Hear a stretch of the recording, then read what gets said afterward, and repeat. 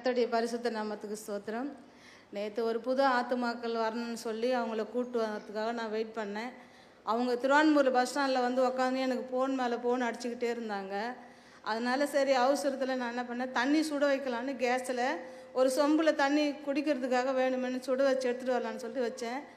அதை ஸ்லோவாக தான் வச்சேன். ஆனால் அதை இவங்க ஃபோன் பண்ணிக்கிட்டே இருந்தாலே நான் அதை மறந்து நான் வந்துட்டேன், சர்ச்சுக்கு வந்துட்டேன். அதுக்கப்புறம் நான் 3 மணி தான் வீட்டுக்கு போகிறேன். அந்த சொம்பு எரிஞ்சு அப்படியே ஒரு கறிக்கட்டியாக ஆயிடுச்சு. ஆனால் ஆண்டவர் பாருங்கள், அந்த இடத்துலேருந்து எங்கள் வீட்டையும் எங்களுடைய பொருட்களையும் ஆண்டவர் பாதுகாத்தார்.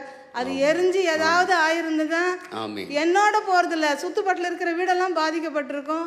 என் தேவன் அதை பாதுகாத்து நன்றி சொல்லுகிறேன். அது மாத்திரம் இல்லை, 3 வருஷமாக எனக்கு ஒரு அம்மா காசு கொடுத்தேன் அவங்கக்கிட்ட, அவங்க பிள்ளை படிப்புக்காக கேட்டாங்கன்னு கொடுத்தேன். 3 வருஷமாக அதை கொடுக்காம இழுக்கடிச்சாங்க.